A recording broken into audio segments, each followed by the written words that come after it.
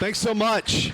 I'm Stephen Pollack. I'm with the Bitcoin Policy Institute. Happy to be here with you guys today. We're members of the park, and we love Rod, the guys. Appreciate you guys having us out. I want to introduce my panelists here.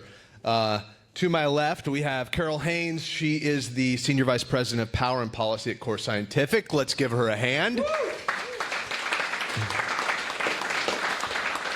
Next up, we have Brian Morgenstern, Head of Policy at Riot. Woo! Last but not least, Kyle Schneps, Director of Policy at DCG. Thanks for joining us, guys. So as I look out for a public policy and Bitcoin mining panel, I'm seeing eyebrows raised and, kind of some smiles, some anticipation. It's good to see that. It has not been that way for a little while here. And so just a quick recap. I had to write them down. There's so many. The backdrop for this conversation and some of the things that these gentlemen and ladies and gentlemen have been having to deal with the last few years: Operation Choke Point 2.0, an EIA survey, Dame taxes, Senator Warren's DAMLA bill, and some interesting energy policies have kind of been the backdrop of what the industry's had to combat and deal with and put up with for quite a while. Last April, at an event called the Bitcoin Policy Summit in Washington, D.C., put on by BPI, the chairman of the House Financial Services Committee, Patrick McHenry, said, "Even the Biden administration has given up the goat on the energy question.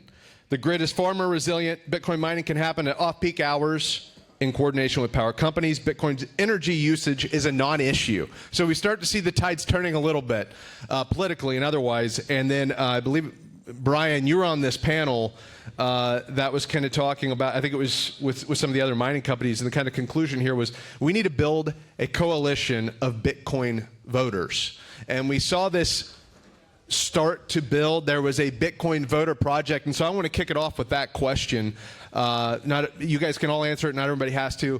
Bitcoin voter project, we've seen Bitcoin voters engage in politics in a way we haven't seen before, both as individuals and as mining companies and other types of businesses. Tell us a little bit about that and what it was like to be a part of the Bitcoin voter project and that push that we've seen this last 9 months. Yeah, it's been incredibly successful and very gratifying to be a part of it. So Riot, Marathon, and CleanSpark all helped to fund Bitcoin Voter Project. We have a C3 and we have a C4. We identified voters in a number of races who we believe hold Bitcoin or are Bitcoin curious, who believe in financial freedom. They're dissatisfied with the legacy financial system, care about issues like that, and were potentially willing to vote on it. And then we identified a subset of voters who maybe don't vote every election. And we were able to figure out how to turn those people out. Mostly with digital ads, our people live on Twitter and other social media platforms. We're able to reach them with educational videos and ads and candidate scorecards. And I actually just got some data over the last day or so that I believe proves the case that we flipped Pennsylvania for Dave McCormick. The margin of victory was only 16,000 votes. And based on our modeling, we turned out at least 18,000 Bitcoin voters in Pennsylvania. We can clap for that. In Texas, we helped flip a state Senate seat where the state Senate candidate was very supportive of Bitcoin. He had lost the race in the last election by like 600 votes. This time he won the election by like 1,200 votes. I think we can credibly say we flipped that seat, and we gained a lot of credibility by doing that with the lieutenant governor in Texas, who was a bit of a Bitcoin skeptic, but we had a really good conversation with him. He cared about that seat. We found an issue to run on, and we helped flip it to a candidate who also supports him. So we are now in such a strong position. We went from last session in Texas, from them proposing a bill that would have been very harmful to the industry, to now having priority number 21 for the lieutenant governor is a strategic Bitcoin reserve. So we have completely flipped the script we helped Orange Pill President Trump. We got him to come around on the issue, in part because we were funding these projects turning out swing voters in swing states. So it's been a lot of fun. If any of you want to get involved or your companies want to get involved and you have elected officials where you want to influence that race, it doesn't cost that much money, all things considered, and you can actually tap into your voters. And it doesn't stop with the election. We'll make them call their legislators, their representatives, their governor, their senator, whoever it's going to be, to make your voices heard. Specific Bitcoin voters. We ran on Bitcoin issues. Stand with crypto and stuff. They did all kinds of stuff that I think was helpful in some cases. Other cases maybe not that helpful. But they didn't run ads or send information about Bitcoin or about financial freedom and updating the legacy system. They just ran generic partisan crap. We ran specifically on Bitcoin information, and it worked. So it was a great success. Please join us. Yeah, the script has flipped. Bitcoin voters have been mobilized, and we've seen the results of that. So it's a new day. It's a golden era. The panel is called, let's see, the regulatory shackles are off. Guys, what are you seeing? Let's contrast what you have. Last few years, I mentioned a few things that seem to be standing in the way, a few minor speed bumps that the government's trying to put in y'all's way to do your jobs, for mining companies to do what they're designed to do. And now we're, less than a couple weeks in, a new administration. What are you seeing? What are you hearing? And is it really a new day? What's it like being you guys right now? Yeah, so when I started in this industry, I had come from government and went down the rabbit hole, became a Bitcoiner, and left the swamp to come and work in the industry eventually. And I spent the first year in 2021, 16 hours a day fighting the New York Bitcoin mining moratorium bill. And it was a great sort of litmus test, or at least it was somewhat foreboding for what was to come during the Biden administration, as he was elected during that time and came into office in 21. And so it's been a really harsh winter, politically, during the last administration. And like Brian was saying, it's sort of a sea change in what's happened now. It's amazing how much more sophisticated the industry has gotten. Nearly, when I started, there really weren't that many policy folks, and then, shortly after I did, then Riot added, and all the different companies had added, policy people in-house. And I think that's really important and for the success we had, because before it was like, a problem would arise, throw money at a lobbyist who knows nothing about our industry, doesn't care. And so I think now that you have in-house people, they can go and preach this message over and over again to a lot of policymakers, and it gets through, because a lot of people really feel passionately about it who are working in this industry, especially those who made it through the long winter we've been through in the last administration. That said, I'm super bullish on moving forward. I think there are certain things that we need to be aware of. One of the things that is top of mind for me is what I'm thinking about is data center equality. We have seen a trend in the past, and I think it will continue, especially as the big five get more and more into data centers, AI data centers, whatever the next technology that will certainly require data centers. We don't want to be in a position where Bitcoin data centers can be thrown under the bus, where Bitcoin miners are experiencing punitive measures simply because they're mining Bitcoin, despite having a lot of the benefits that some of these, cloud computing data centers, what have you, are using. And so I think it's really important that we start to work politically towards sort of data center equality in the future, so that Bitcoin miners can't get thrown under the bus by larger players or by whatever the new technology is that is sort of posh at the time. And so I think that's something we have to be looking out for. And I am super bullish, but it's kind of my job to be looking where what the next minefield is. Sure. Yeah. Obviously, tons of work left to do. The table's been set, I think, to be able to, and tools at least are available now to be able to begin to hopefully deal with some of those over the next few years. Carol, I want to throw to you, and everyone else can jump in on one contrast that we can I think definitely see already, and that's when it comes to energy.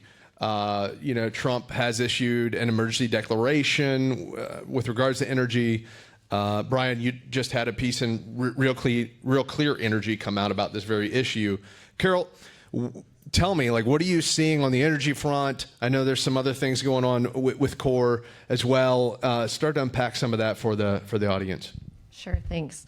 So for those of you that don't know, we've got Core Scientific's got 1.3 gigawatts of sites under contract. All of them are in development. This may be a little incendiary, but 500 megawatts of that we have committed and contracted to convert to HPC. But we are still absolutely committed to Bitcoin mining. We've got 400 megawatts of Bitcoin mining facilities that are absolutely committed. We're currently still operating 600 megawatts of facilities today and have big growth plans to continue in that space. The place where I think that we're going to see this policy across both federal, state, local level be really important is for us to educate everyone at all the levels on the value of Bitcoin mining and how it can be additive. Being very candid, we've got service providers or service from more than 11 electric utility providers. We just added a 12th. And some of them are asking us proactively, we've heard that our power rates can double if you become AI. Do you want to convert here? What does that mean? We know your investments are significantly larger. Infrastructure investments in the HPC space, just for the energy infrastructure and buildings, are easily 10x what they are for Bitcoin mining. And we have to walk that line to be able to explain that HPC and AI can't be in all places. Latency is really important, location. So I think education is going to be an absolutely huge element of this. We have done everything from get economic impact studies done for our current Bitcoin mining facilities, looked at that in comparison to what something might look like if we grow in that particular area, and then really have been meeting with energy companies and educating them on the difference between a curtailable load and a firm load commitment that they need to make. And a lot of the energy companies, once they understand the differences there, aren't sure if they're ready for an AI or HPC facility. So thanks to Brian and all the work that they did on the Bitcoin voter project and all of those things, we're getting a lot more interest in Bitcoin mining and the value of it. And that's been a great educational tool for the industry. Awesome. Brian, you want to kind of continue on about energy and maybe throw some contrast there on what you're seeing on the tax side of things as well? Sure. So the Biden administration, I don't know how closely you paid attention to this. They tried to basically create a registry of Bitcoin miners and sent us a letter saying, send us all your power contracts and power bills or you go to jail in 2 weeks. I mean, it was like the most ridiculous. So I organized a coalition. We sued the government. That was an interesting day at work when I called our CEO and chairman and said, guys, we got to sue the U.S. government. And they're like, I'm sorry, what? I was like, don't be afraid. We're going to win. And it was the fastest. I'm a lawyer. I used to litigate. That was the fastest victory I ever had. We had a order from the judge in 2 hours. So it was a smashing success. The new administration, I think the approach, energy dominance is a big point for Trump for a number of reasons, which I can get into. But the big thing that I think the Trump administration will care about is the ability to bootstrap with Bitcoin miners, that you can monetize power immediately on site if you have to. It is a flexible load. You don't have to wait for transmission lines or anything. And you'll be able to, it makes financing easier. It makes putting the shovel in the ground easier. And I think having the energy department shift from coming after us to asking us, hey, maybe we can facilitate conversations with energy companies and help you guys help them get to where we need to be. Trump wants to double the amount of capacity in the country, and there's a reason for that, because and at least three that I can think of off the top of my head. He talks about it with respect to inflation, that especially when Russia invaded Ukraine, energy prices spiked. That spiked the price of everything and caused rampant inflation. In part, caused rampant inflation.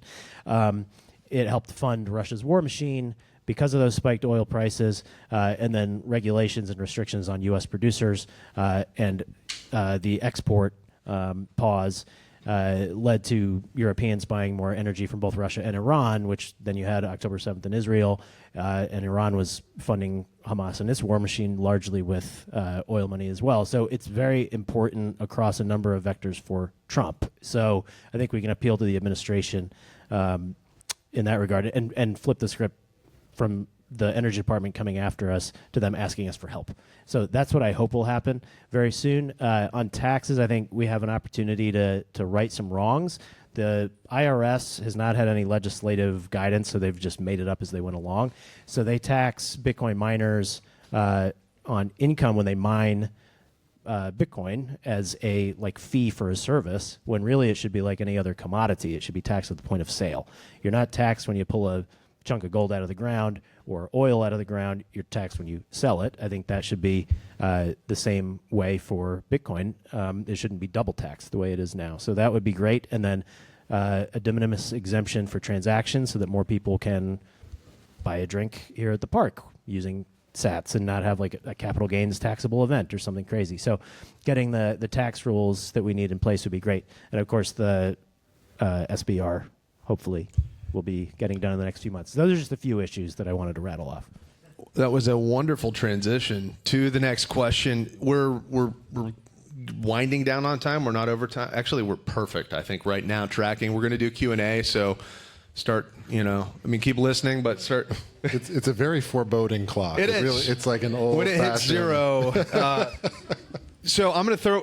We're kind of do a game here for our final thoughts before we go to Q&A. I'm going to throw out 3 or 4 different topics, and I'm just going to go rapid fire down the line. Feel free to hit one, all, or none of those. Strategic Bitcoin reserve, executive orders. These sort of coming out of the executive branch of the government here.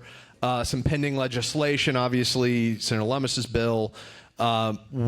What are you excited about near term, first 100 days? What do we need to take advantage of and sort of seize the momentum on here over this next 4 years? Seems like kind of a very precious time. And what are you concerned about? What are we looking down the line and want to make sure that we kind of strike while the iron's hot? So I'm gonna pass that down, Kyle. I'm gonna let you go first. Final thoughts on any of those topics. Yeah. So I think I know which one I'll talk about. So my background's in national security, and me and some colleagues and had this book about national security and Bitcoin. You can get on Amazon. Happy to share with anybody later. But the whole idea is to prove to the government that Bitcoin is good for national security. It's good for the United States. Now, the reason I'm mentioning that is to bring it back to what you were saying. I think there is a lot of momentum, more than I think anybody would have thought several years ago would be possible for a Bitcoin strategic reserve. I think now is the time for some significant education in that a reserve needs to be a Bitcoin reserve.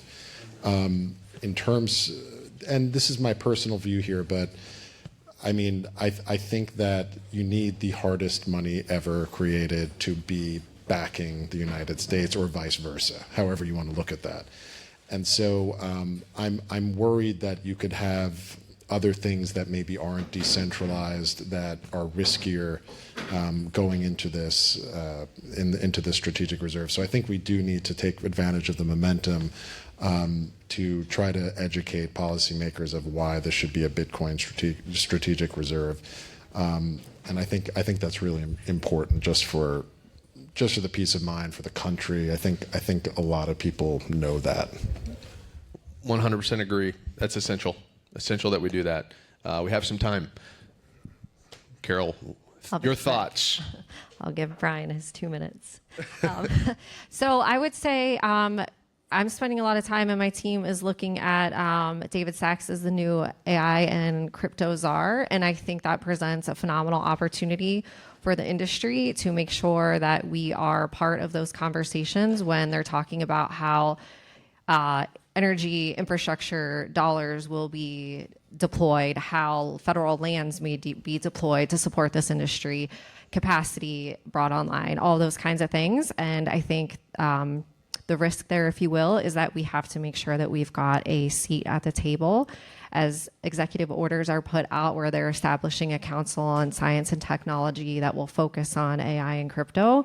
It's going to be incredibly important that we've got seats at the table and are making sure that we are talking about the value that we bring as an industry. I think one of those big values is, and a couple of the other panelists talked about this earlier, but those AI HPC projects take years to site. You know, we had a large hyperscaler looking at one of our facilities. They had 1,500 employees looking at that project particularly and deciding if they were going to site it.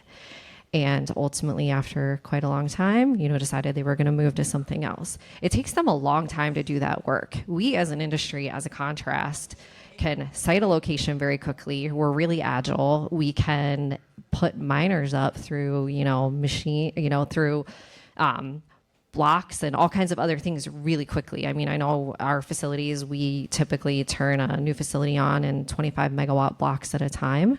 And I think we've got the opportunity to be a great bridge to some of the challenges that energy providers are looking at on how do they actually fund new capacity and how do they fund new transmission upgrades when we can be online in 6 months and help add to revenue. Cool. Brian, I'm actually gonna throw a different question to you. I'm gonna front run the audience here just a little bit. So we've had, we've been talking about how excited everybody is. I know there's some probably people out in the crowd thinking they're getting awful cozy with the government. Nobody here thinks that. Yeah, right. So is there pressure, or how do we handle if we feel some pressure coming from the government to kind of control the Bitcoin network? Is that a thing? How are you guys preparing for that, if that were to be, and how do we push back against some of that? I know there's a lot of new sheriffs in town in Washington, D.C., but some of the same old players are still around. So how have you experienced that, and what is your company doing to protect the network? Well, the beauty of the Bitcoin network, I think, might have been Odell in an earlier panel said that anybody who wants to control it's in for a rude awakening. So the math and reality helps in that regard. But it really we've just completely not shifted the Overton window.